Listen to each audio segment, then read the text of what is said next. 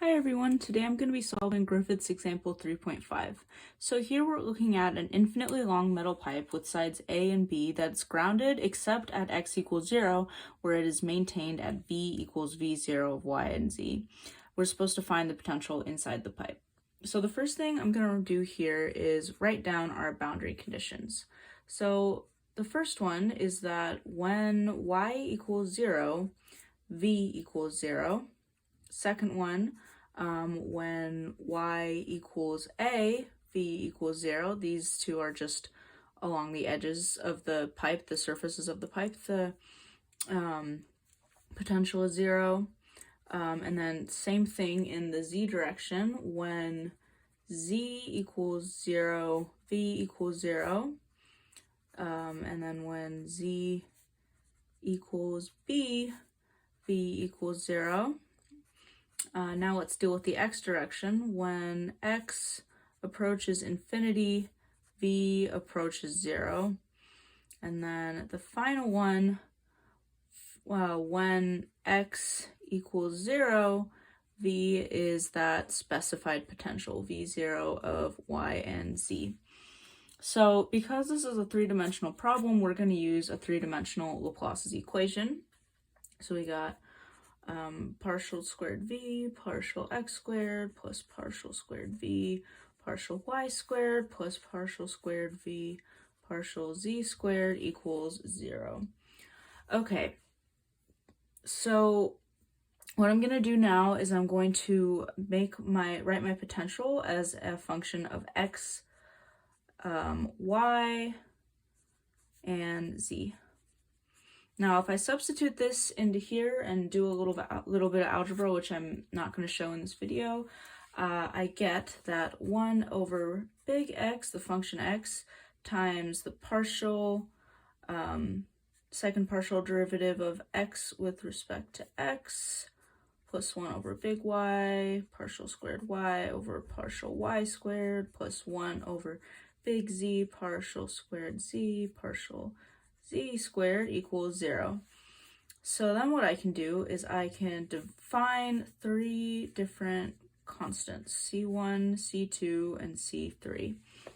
And we know that C1 plus C2 plus C3 has to equal 0. So now that I've done that, we're going to pick some definitions for these constants to solve for our separation of variables. So let's call C2 negative k squared, C3 negative l squared, and then C1 has to be k squared plus l squared. That way when you add them all together, you get 0. So now we have a set of ordinary differential equations, and their solutions I'm going to write out. I'm not going to derive them or prove how we got them in the interest of time, but we get x of x equals a e to the square root of k squared plus l squared x plus b e to the negative k squared plus l squared x, and then our y part is c sine of ky plus d cosine of ky. And then our z, we have e sine of lz plus f cosine of lz. These have been proven in previous examples and problems. So now what we want to do is we want to look at our boundary conditions and try to get some of these terms to go away. So first, let's look at the y terms, starting with boundary condition 1. So we know that when y is 0, that v has to equal 0. So let's say y of 0 equals c sine of 0 plus d cosine of 0, and that has to equal 0. Now the only way for this to work is if d is 0, because cosine of 0 is 1. So that leaves us with just a c term. This comes from boundary condition 1. And then let's look at when z equals 0, that's boundary condition 3.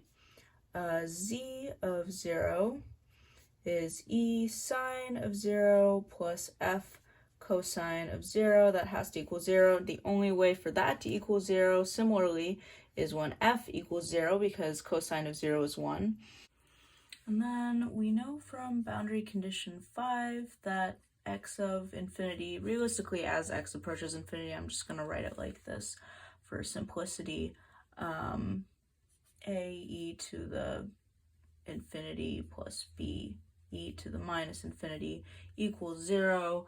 A e to the infinity is never going to be 0, whereas e to the negative infinity is 0. That means that our a also has to be 0. So now let's apply our other boundary conditions to try to find what k and l could be. So let's look at boundary condition 2.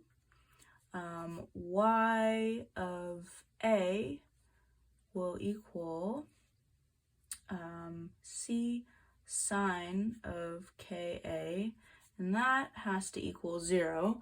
Now, sine of ka will only equal 0 if k is equal to n pi over a.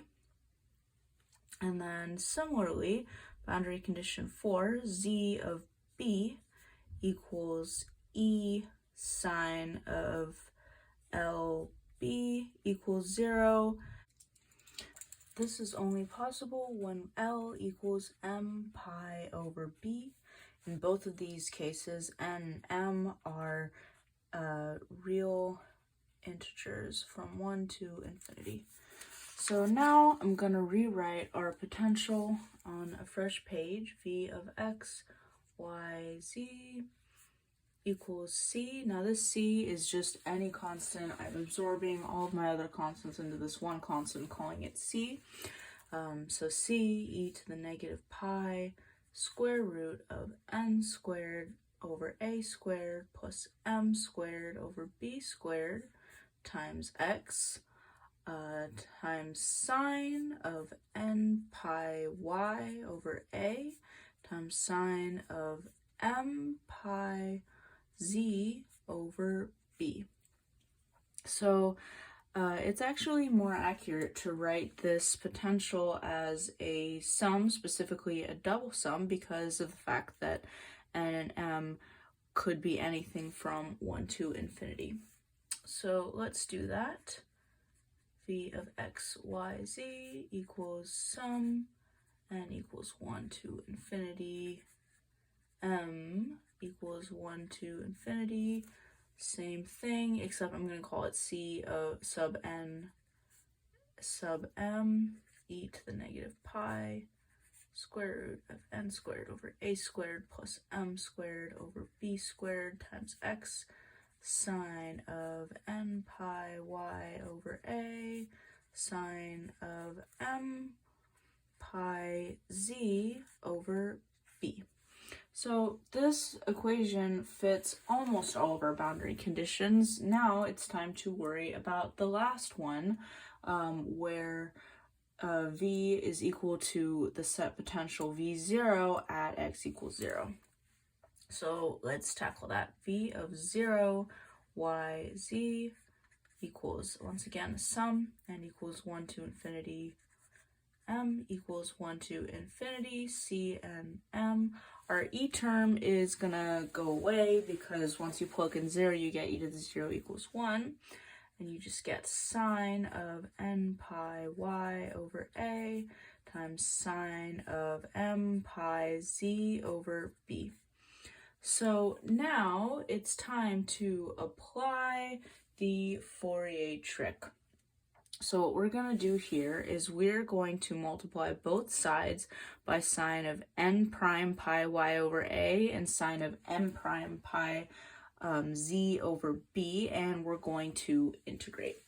Now the book says that as an example, we can let our potential function be a constant. So when we apply those rules, we get the integral of the constant v0 times sine of n prime pi y over a times sine of m prime pi z over b dy dz.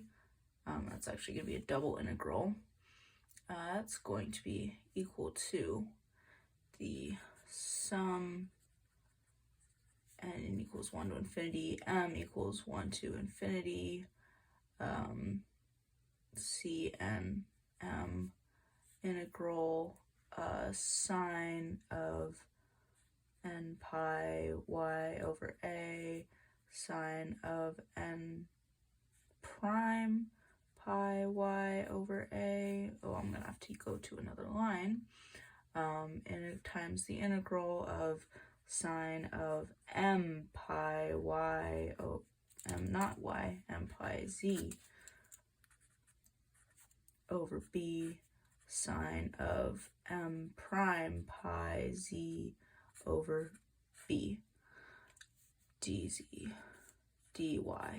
And our limits of integration here are y goes from 0 to a, and our z goes from 0 to b. So now we can use the fact that when n equals n prime, the integral part just equals a over 2. And when n equals anything other than n prime, the integral goes to 0. Same thing for m. When m equals m prime, you get b over 2. And when m is not equal to m prime, you just get 0. So when you apply this, you get the integral from y equals 0 to a of v naught times sine of n. I'm changing that back to an n because n just equals n prime. Dy times the integral z equals 0 to b sine of m pi z over b dz equals c and m. I got rid of the sums here because we know that our n has to be the same as n prime and m has to be m prime, otherwise it's 0. So you don't need a sum, it's just one term. So you get your constant times a over 2 times b over 2. So now all that's left is to solve these integrals to try to find our constant term. So when we do that, we get a v naught out in front. We get negative cosine of n pi y over a times a over n pi, evaluated from 0 to a. And then you get another negative cosine m pi z over b times b over m pi, evaluated from 0 to b, and that's equal to c and m times a b over 4. So when you evaluate that, you get that c and m equals v naught times 4 over ab times another factor of ab on the top times n m pi squared, and all of that is going to be multiplied by a value that is dependent on whether n and m are even or odd. So that value is going to be 4 if n is odd and m is odd, and that value is going to be 0 if n or m is even. So that means that our final answer for the constant is going to be cnm equals v naught times 16 over nm pi squared, with the condition that n and m are odd. So plugging all that back into our v equation up here, we get that v of x, y, z equals 16 v naught over pi squared times the double sum, except it's not the same double sum as before because we have to specify that n and m are both odd. So you can say n equals 1, 3, 5, all the way up to infinity. Same thing for m. And then inside of those sums, you're going to have a 1 over n m term from the constant, and then all the same stuff that we had up here from before. So e to the negative pi square root of n squared over a squared plus m squared over b squared times x times sine of n pi y over a times sine of m pi z over b. And that is going to be our final answer for this problem. Thank you for watching.